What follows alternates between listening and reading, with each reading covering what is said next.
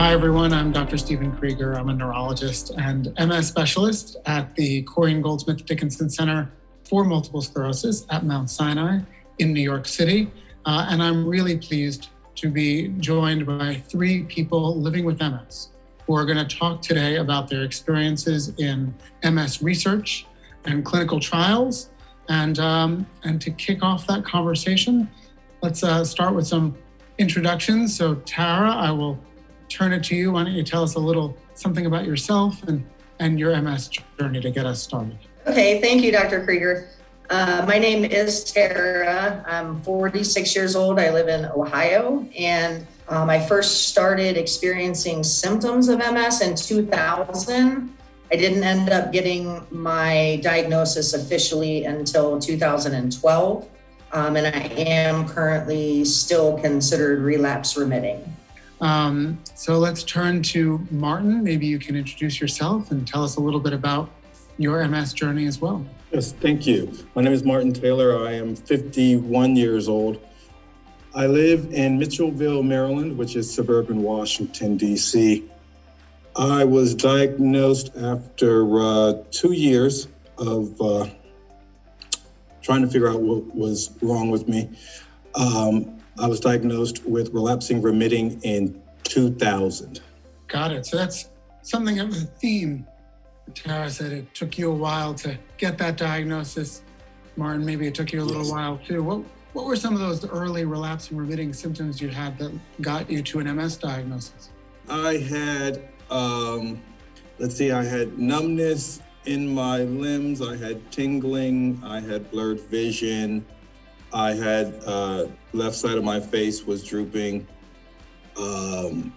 Heat started to bother me. I think I ran the gambit of all of the symptoms except for optic neuritis. All right, fair enough. I experienced everything.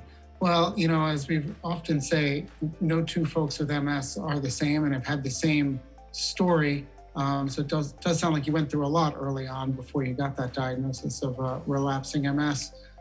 Tom, let's turn to you and tell us a little bit about yourself and where you are and a little bit about your MS journey. Okay, I'm Tom Nolan. I'm 63. I had the opposite of Martin. I had a bout of optic neuritis way back in 1985, and then that was my only relapse. Ever since then, I've had MS, and my MS has been the slow progressing side. And right now it's been, over 30 years since I've had my first attack, and I'm now very advanced in my MS disability level. Understood. Well, I appreciate your joining us, and irrespective of MS severity and taking into account all of the varied symptoms that led each one of you to this diagnosis and to this day, I think we've made a lot of progress in our field over these last, let's say, 30 years. One of the things that research has given us are treatments and options that we didn't have in the past that I know you've all, experienced over the course of your conditions. So let's talk a little bit about research and why, you chose to get involved in clinical research. Tom, maybe we can keep it on you for a moment. How did you decide to join a clinical trial, and how did you hear about it? Well, I've always been interested in drug research and biology because of my profession, and I appreciate clinical research for giving us answers to questions about, MS or biology in general. And it sounds like you had a background in research even before you got involved in a trial that you were a subject in. Martin, let's turn it to you. So, you said that you'd had a lot of different MS symptoms. Why don't you tell us a little bit about your early, treatment and how that led you to be involved in a clinical trial as well? I was in my diagnosis phase when ultimately I ended up in the hospital. During my short stay in the hospital, I immediately started my health regimen, my MS therapy. They wanted to give it to me. I told them I was just given this, that it's at my house. I had somebody to go and get it. They brought it to me in the hospital. I started right away. It didn't stop my relapses, and I had relapses for the next couple of years. And then on a visit to my neurologist, he told me if I have another relapse, by the next time I come back to see him, he was going to have to recommend a much stronger or rigid course of action to, attack the MS itself. And then, I was really nerve-wracked about that and looked up what, we had talked about during the visit. And I got a call from him, and he told me about a clinical trial and told me that I had to act very soon because it was closing in a couple of days. So I, time permitting, did as much research as I could, talked to my family, talked to a very good friend of mine who was a doctor. And I decided to join the trial itself. That's great. So, it sounds like, Tom, you were having progression of the disease and looked for an opportunity to be in a trial that could work or be important for people with the progressive phase of MS. Martin, on the other side of that, it sounds like you were having very active relapsing disease, having relapses despite treatments. And so you were looking at a trial that could maybe shut that down. So a relapsing trial. I always try to tell the people that I enroll in trials that there's no pressure. It sounds like at the time that you did this, there was a little bit of time pressure to sort of get into that quickly. It's true, these things only enroll for a certain period of time. And then when a trial is full, it's full. So it sounds like you did have to collect a lot of information and act quickly for that relapsing MS study.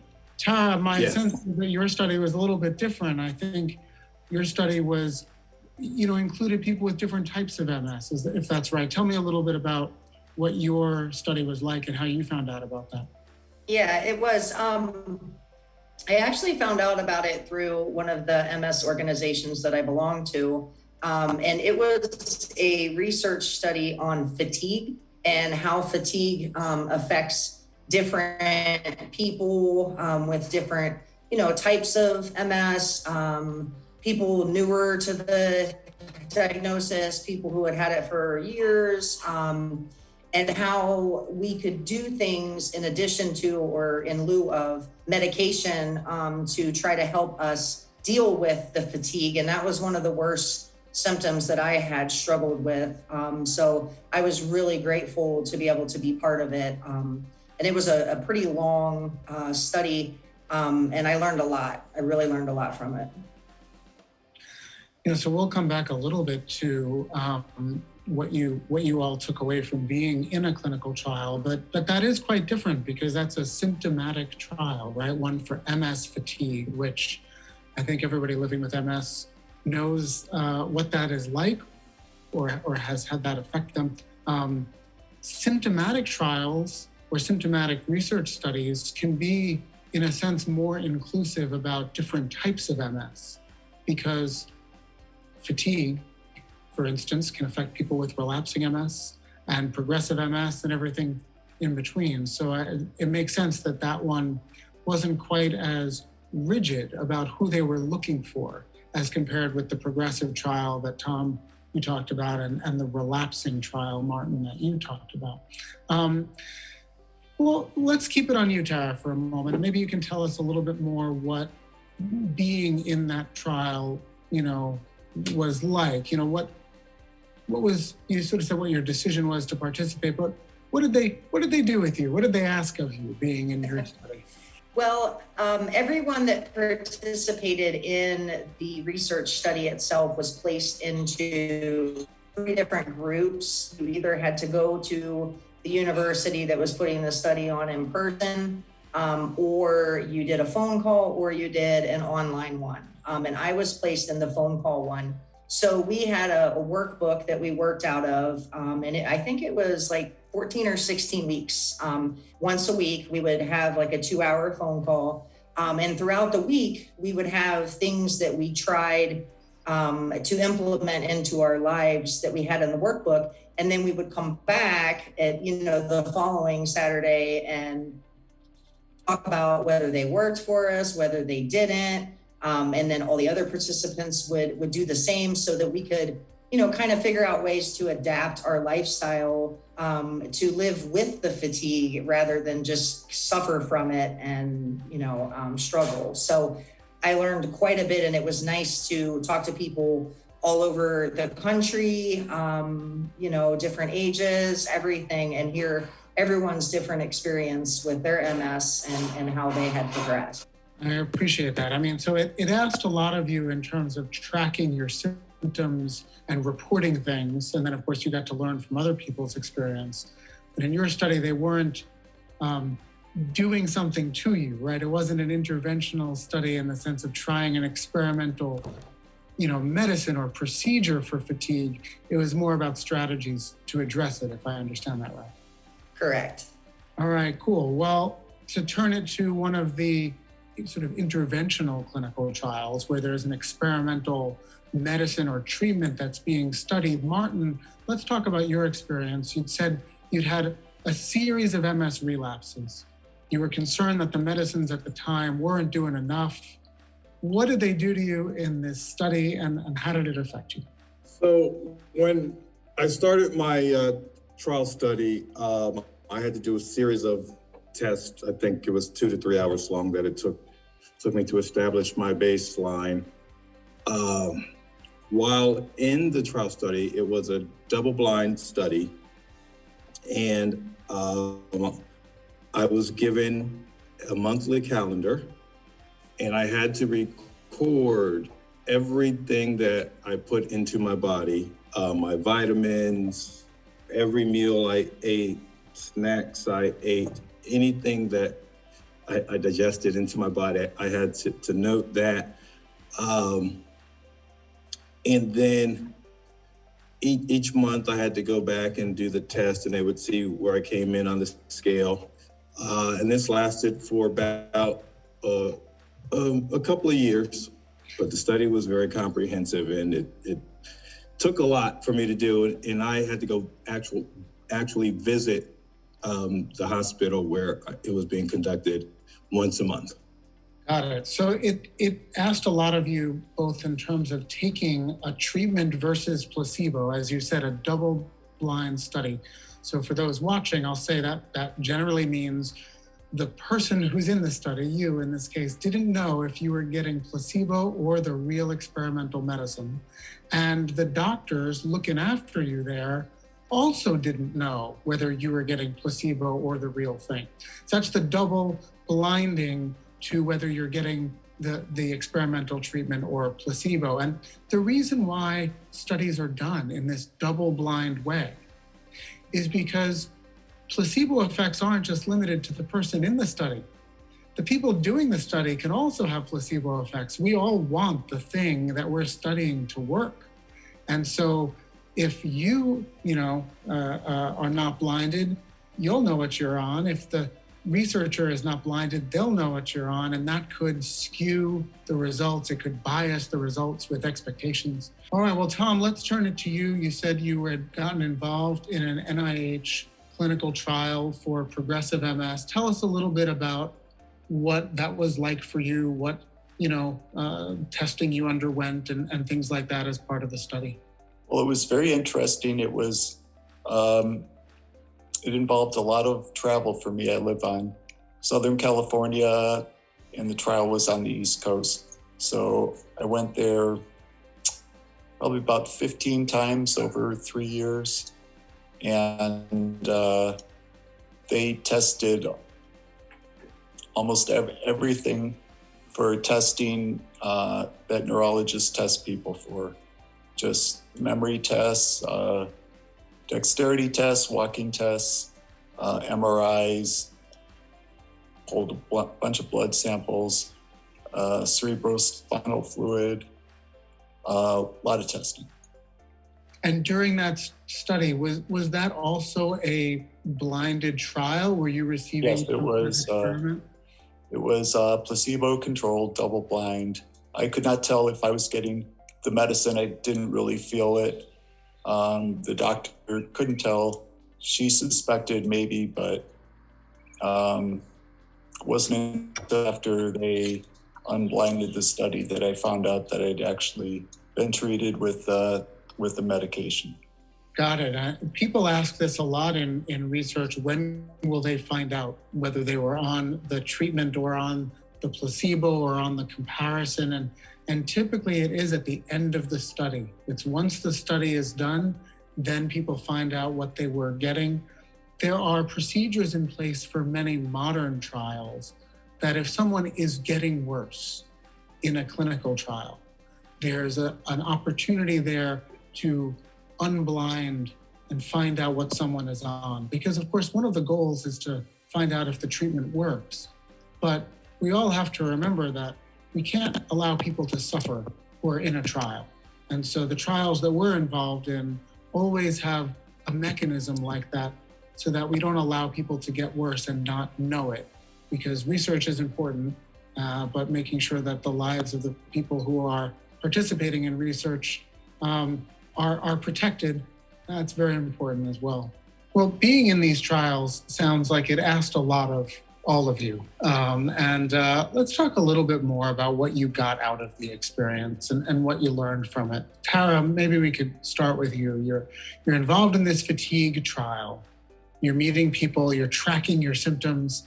Tell us a little bit about what you got out of it and what you learned from being in the study. I gained a lot of skills and tools and tips that I didn't know before. I had always kind of looked at, okay, if you feel fatigued, go to sleep, and then you won't feel fatigued anymore. But I had learned with my MS that sleep doesn't take the fatigue away. So I was struggling with how to, be able to cope with that with my disease. So I learned a lot about banking energy, and I learned a lot from the other participants also, because I could learn from, maybe this person said they adapted doing the laundry this way and it really helps them. And I'm like, oh yeah, I could do that too. So I learned a lot from the actual curriculum. And I also learned a lot from, the other participants. I also gained a real sense of not being alone.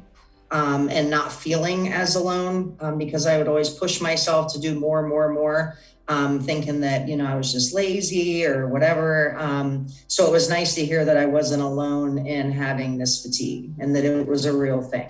I appreciate that. It sounds like there was almost something like a support group experience out of being in this study and community building.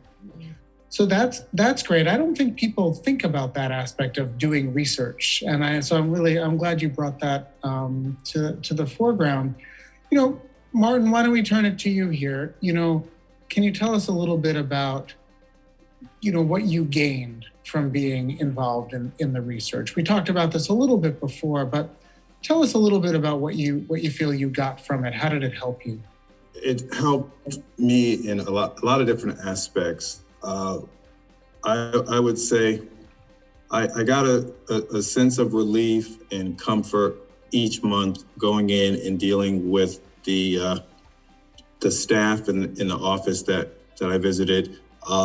They were very, very supportive, and it was a warm place to go. So it wasn't like a cold place. You go in, they take your blood, they sit you there, and you just feel alone. They made sure that you were comfortable and talked to you, and I really got to know the staff over the course of time that I was there.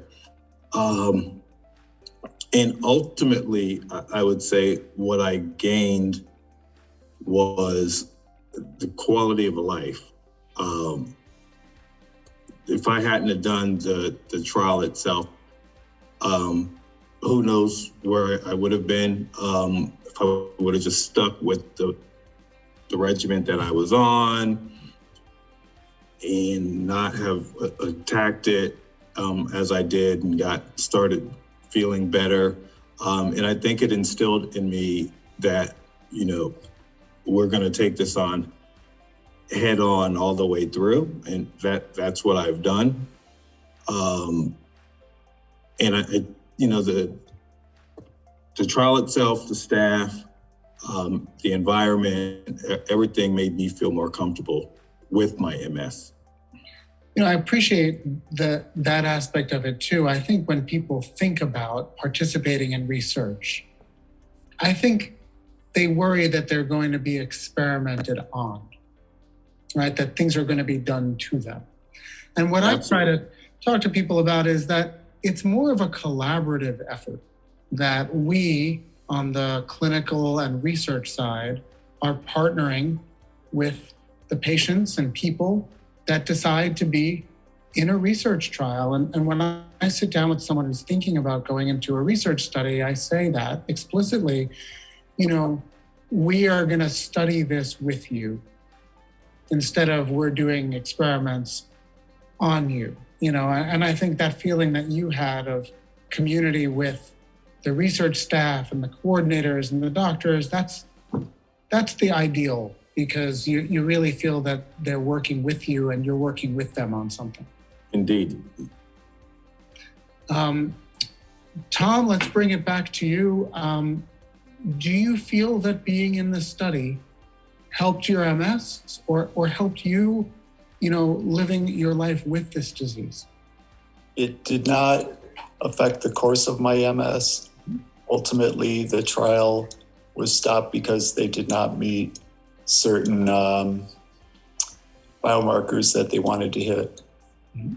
But it made me feel better about the MS. We learned from the trial, we learned valuable information, and I felt like I was part of some way of helping figure out what causes MS, how to treat it, and hopefully help other people down the road. Well, it's a very it's a generous and beneficent answer, because even if the particular study of that particular experimental treatment didn't pan out, there are still things that we learn from it as a field and as a community. And I think you brought up something really important, which is being involved in research is ultimately a generous act of trying to improve things, not only for oneself, but for other people with MS and for the community, for the people who will follow us. So I appreciate what you said. Tara, maybe you could say a word or two about that too. We've talked about what you got from being in the trial and the study in your own life. Did you also get a sense of contributing to MS research and contributing to the field? Was that part of it for you? Definitely. I had applied several times to do clinical trials with medications, but I was never, qualified to do the ones that I had applied to. I really wanted to, because I believe, like Tom stated, 30 years ago, there wasn't anything available. So if we participate in these studies now and help the field in general, 30 years from now, there'll be more treatment, more help for us. Even if it's not for us, it's for the next generation of us that comes up. And, that means a lot to me. The people who went before me that did the research that I'm benefiting from today, I feel like it's, imperative that I do that for the next generation. Martin, to bring it to you, we've talked about what you got out of being in the study and how it seemed to have helped the course of your disease. Is there anything that you would have done differently? Or are you very happy with having been involved in that study when you were? Is there anything you would have done differently about getting involved in MS research? I mean, if I had the option to do anything differently, I probably would have looked at trial studies from the very beginning. While they're trying to diagnose me, I'd be looking for trial studies at the same time. Because I feel, that's 2 years that I went without having anything, but I could have received the placebo. So one never knows. However, within the confines of the study itself, I don't think there's anything that I would have done differently. I'm very satisfied with the results of the trial and like the other two here on the panel, I feel grateful to have contributed to the science of it. It weighed on my mind when I was getting into the study. One, there's not a lot of men with MS versus women, and two, African Americans versus everybody else. There's not a lot, relatively speaking, either. So Black men, it's like, wow, there's not a lot of us in. So being in the study and being one of the last two people in the study, I truly hope that my involvement helps men and Black people and all people down the road get closer to finding a cure, and if not having the cure, having treatment. You know, and I'm really glad you shone a light on that. And it is really, really important. You know, we are learning more and more about MS, obviously, as these years and decades go. But one of the challenges in our field is so much of the data we have and the studies is from folks who don't reflect the diverse population of people that we take care of. So, you know, everyone's involvement in clinical trials is important. Martin, for the reasons you said, you know, being male with MS, we don't have as much data. For you, being Black with MS, we don't have as much data. And so you've contributed to that understanding. And for those out there who might be watching this, yeah, if you don't look like the textbook description of multiple sclerosis, that's a reason to get involved in research so that we can have data that is more accurate, more true, and reflects the people that we serve and take care of in the MS community. So I appreciate that. Tom, turning it to you regarding that question, is there anything you would have done differently? You know, Martin said he wishes he got into studies right at the beginning. I think for you, it was quite a number of years into having MS when you did this research. Do you agree with that? Would you have wanted or been interested to do research sooner? Yes, I am fully of the point of view that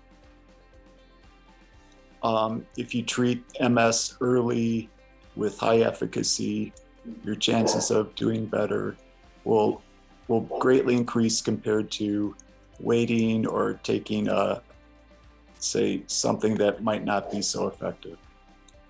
So I wish I had more options available back when I first got MS, but unfortunately, we're just learning new stuff all the time about it.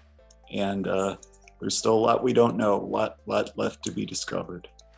It's true. And I mean, I think, you know, it is never too early to be involved in MS research, either right from the diagnosis onwards, if somebody's interested in that.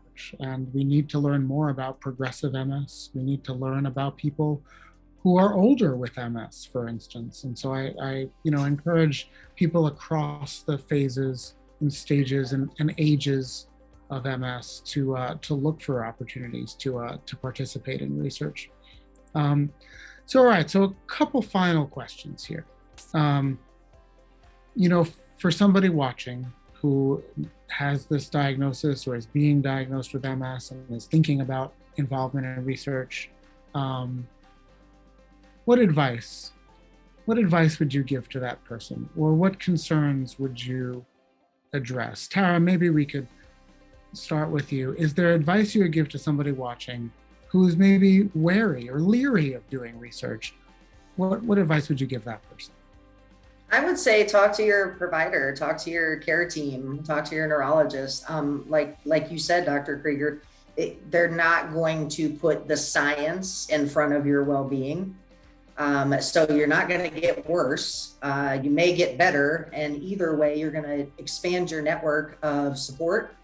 You're going to meet other people who may be going through similar things to you. And you may just find somebody that's a couple steps ahead of you on the journey that can tell you how they, you know, maybe made some missteps or wish they would have done something different. You'll learn. You'll definitely learn stuff. And we need people to participate in these studies to make advancements. So I would say definitely do it. Appreciate that very much. Martin, how about you? You already spoke about some of the really important things that led you to participate and that you got from it. What advice might you say to someone who is again, wary about doing research, what would you say to another Black man with MS who thinks, is this really my community? How would you talk to that person about being involved in MS research? Well, what I would do is talk to the individual and ask them where their quality of life is now, where their health is now, and ask them if they see this helping improve either one of those.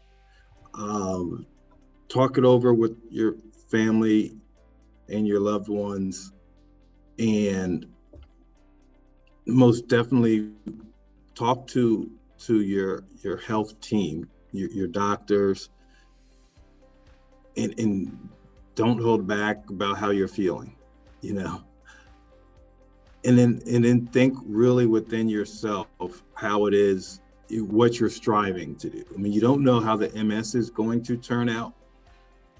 I think what we do know is if we do nothing, our chances of doing worse increase. So we can do something, and if that something can improve your quality of life and improve your overall health condition, give it a shot. If you think that it can work for you and be beneficial, give it a shot. I appreciate that very, very much. Tom, maybe we can give the last word on advice to people about contributing to science. To you, it sounds like advancing the science was something that moved you. What advice would you give to someone else thinking about if they want to participate in something like that? Well, I would say use it as an opportunity to learn about the trial that you're potentially going to go into, about MS in general, and how to best take care of yourself. Yeah, I mean, it really can be empowering to quote unquote do something, with having the diagnosis. I think everybody with MS is doing something for themselves, just by navigating life with this disease, but doing something with it that can advance the science so that in 10 years or in 20 years, we will have that many more things to offer than we do now, just as we have so many things more now than we did 10 or 20 years ago. I think that's powerful, and it's something that people who've joined our studies have talked to me a lot about. That's one thing I've learned. To say a word or two about it from my perspective is I've learned, or I've been deeply impressed, I really should say, by the resilience and the participatory spirit of all of you and of people in the MS community. Working together with researchers, I think, can be a very powerful thing. You want to, as you've heard, make sure you've asked the right questions, that you've thought about what you hope to get out of being in research, that you feel, as I said and as Tara said, that your well-being remains the priority even while you are in a research project. But I think partnering with your care providers or with other academic researchers in MS, it can be a powerful motivator and help people navigate. And certainly it can confer certain benefits to the disease course. That's the whole goal. So I want to thank everyone on our panel, Martin, Tom, Tara. I want to thank you for sharing your experiences and for giving advice to those considering a clinical trial. The idea of being proactive in your treatment and understanding what's involved in being in a clinical trial is really crucial across all the stages of MS. And these are important things to consider when you're looking at or looking into participating in clinical research and clinical trials. So I appreciate all of your insights, your generosity with your experiences. Thank you so much for sharing your experiences with us.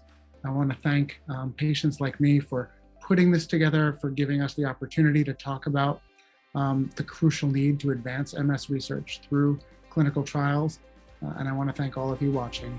for joining us.